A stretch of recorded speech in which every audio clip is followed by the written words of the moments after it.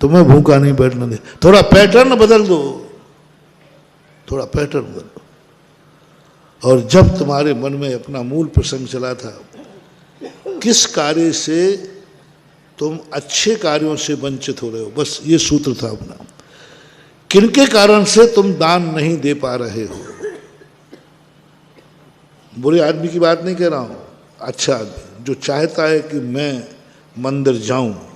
नास्तिक की बात नहीं कर रहा हूं, जो मंदिर जाना ही मुश्किल नहीं। मैं जाना चाहता हूं मंदिर, मैं जाना चाहता हूं प्रवचन में, मैं करना चाहता हूं स्वाध्याय, मैं बनाना चाहता हूं मंदिर, मैं बनाना चाहता हूं, मैं बनाना चाहता हूं हॉस्पिटल, मैं बनाना चाहता हूं। बस आज के प्रवचन का होमवर्क है, क्यों नहीं बना पा रहे हो, उसका कारण ढूंढ लो बस, और ज्यादा कुछ करना नहीं। क्यों नहीं कर पा रहे हो, इच्छा है कि नहीं? गरीब हो अमीर सबसे पूछ रहा हूं, कम से कम जो मेरे प्रवचन सुन रहे हैं इनसे तो मेरी अपेक्षा है ही कि अच्छा कार्य करना चाहते हैं, अच्छा बनना चाहते हैं। मुझे मालूम है अच्छे कार्य करना चाहते हो, अच्छे बनना चाहते हो। तुम मुनि बनना चाहते हो, तुम भगवान बनना चाहते हो, तुम बहुत वृत्ति बनना चाहते हो, प्रतिमा लेना चाहते हो, तुम दान पुण्य करना चाहते हो, तुम अभिषेक करना चाहते हो, तुम पूजन करना चाहते हो, तुम रात्रि भोजन त्याग करना चाहते हो। मैं तुम्हें बुरा नहीं कहूंगा, यदि बुरे होते तो इस पंचम काल में मेरा प्रवचन सुनते ही नहीं। उनको दे रहे हैं जो अच्छा जानते हैं लेकिन अच्छा करते नहीं। इसकी बात मैंने कल कही थी। अच्छा जानते हैं लेकिन अच्छा करते नहीं है। भगवान को जानते हैं लेकिन भगवान बनते नहीं है। दान देना चाहते हैं लेकिन देते नहीं है। मंदिर आना चाहते हैं लेकिन नहीं आते। जानते हैं मंदिर जाना अच्छा है, जानते हैं मंदिर जाना लेकिन नहीं आना। जानते हैं कि गुटखा नहीं खाना अच्छा है, खाते। जानते हैं कि शराब नहीं पीना, फिर भी पीते। जानते हैं गाली देना ठीक नहीं, फिर भी गाली देते। जानते हैं कि मंदिर जाना, साधु बनना, भगवान बनना सब अच्छा कार्य है, लेकिन मेरा नहीं हो रहा वह, मेरा मन नहीं कर रहा है। इनकी कहानी कल और आज बता दी मैंने तुम्हें, क्यों मन नहीं कर रहा है। अब मैं उनको तीसरे नंबर पर लेकर के कि जो करना चाहते हैं वो तो करना नहीं चाहता। अभी दूसरे नंबर का व्यक्ति, मंदिर जाना ठीक है लेकिन मैं नहीं जाऊंगा। तंबाकू नहीं खाना ठीक है लेकिन मैं तो खाऊंगा। अब वो व्यक्ति को लाओ, एक को जो अच्छा जानता है और अच्छा करना चाहता है। भगवान बनना अच्छा है और बनना चाहता, पूरी ताकत लगा रहा है। गुरु साधु पद बनना है, बनना चाहता। मंदिर जाना है, जाना चाहता है, चाहता है, मन से भाव है, फिर भी नहीं कर पाता।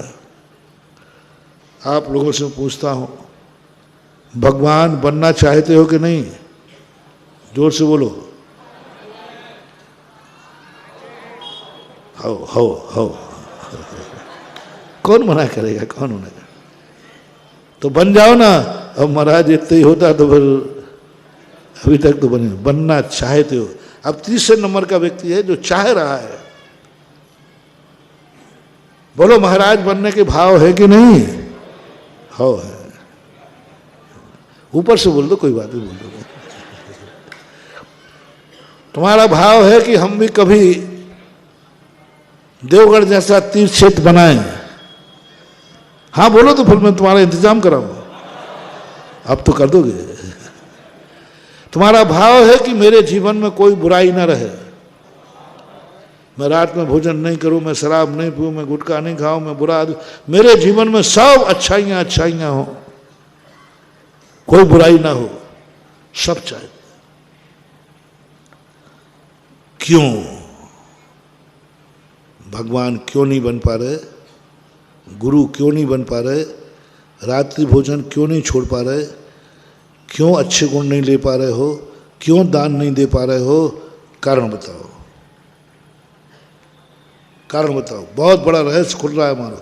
कारण बताओ, चाहते हो कि नहीं? ये तो पक्का बाउंस हो गया कि नहीं? ये तो सबका निर्णय है। जो लोग ये कहेंगे नहीं महाराज मैं चाहते ही नहीं हूं, उनके लिए कल का प्रवचन सुनना, आज का नहीं।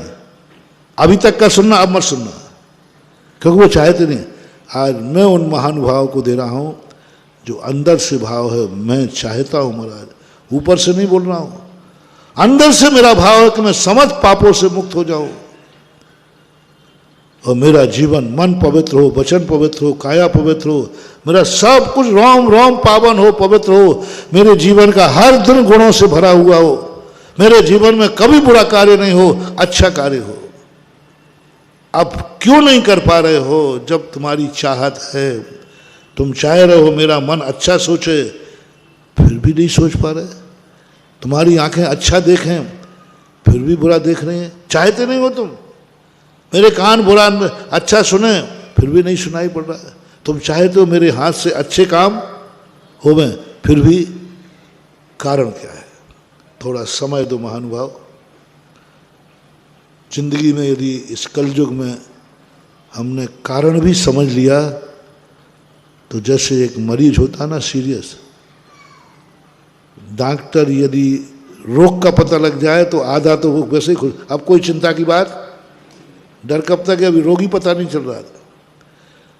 यदि बीमारी पता चल जाए तो अब चिंता की बात नहीं है, क्योंकि बीमारी पता चल गई।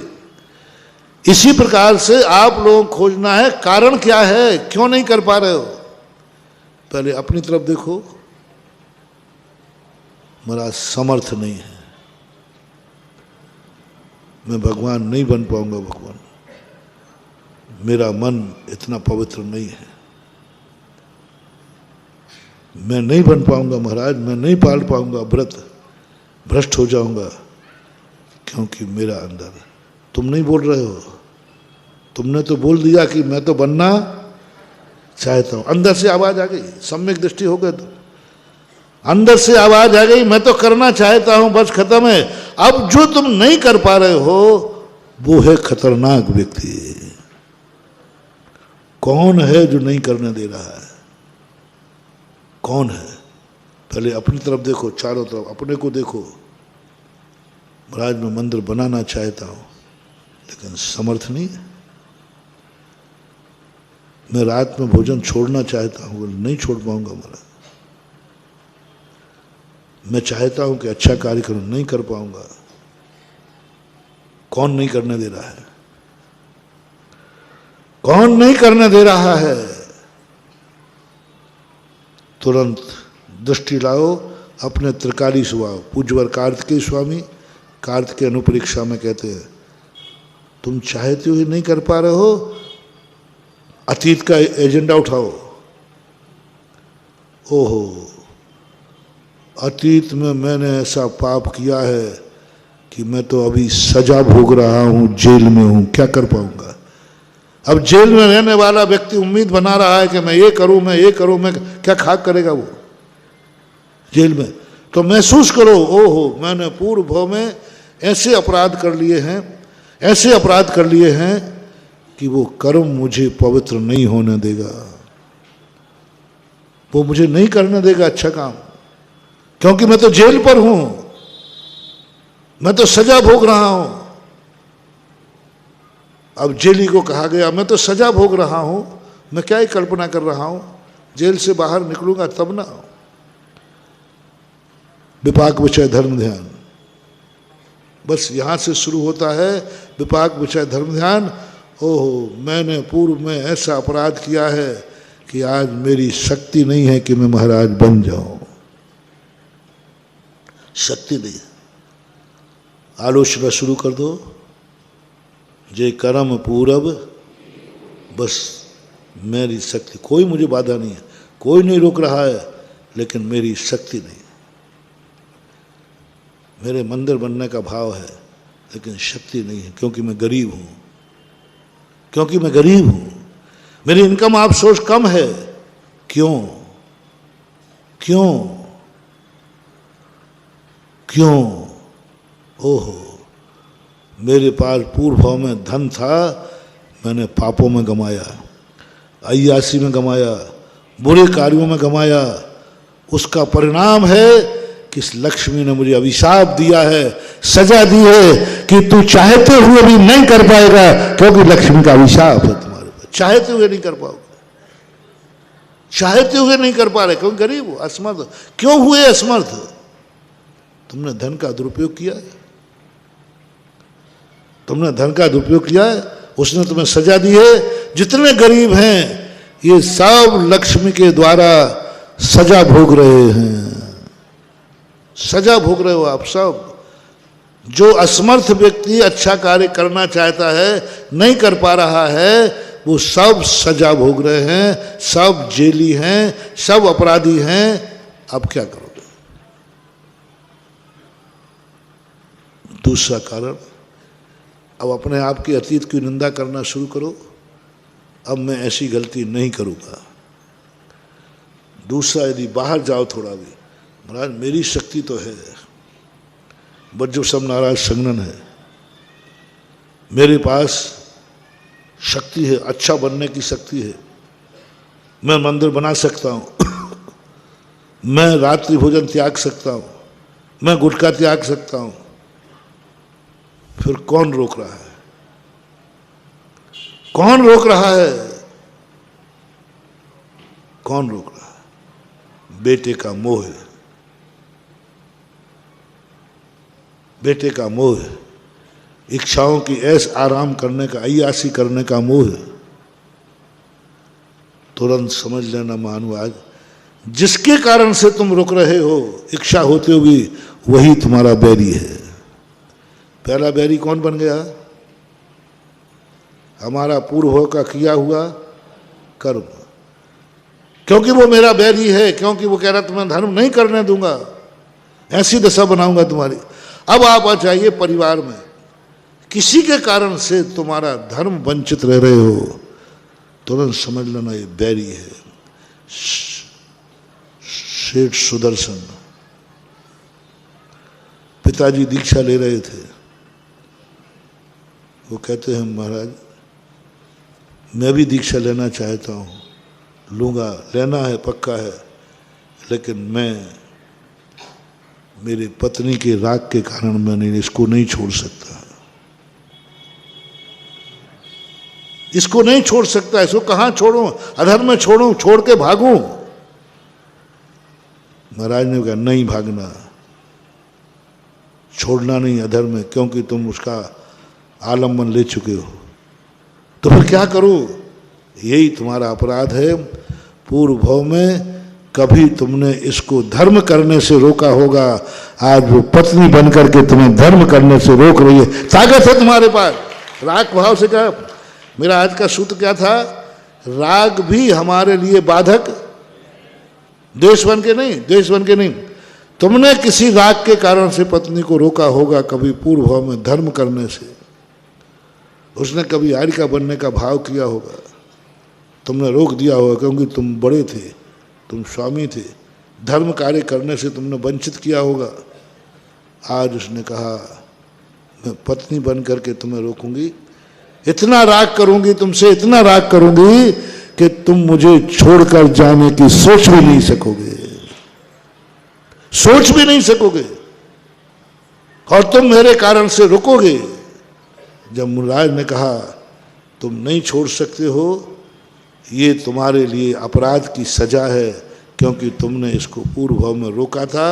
ये जब तक हाँ नहीं कहेगी, इसके खुद बैराग के भाव नहीं होंगे, तब तक तुम दीक्षा नहीं ले पाओगे। ये राग आग तुम्हें रोकेगी, ये राग तुम्हारी सजा बन के आएगा। और हुआ यही, दोनों ने फिर बाद में एक साथ दीक्षा ली और कल्याण किया, मोक्ष गए।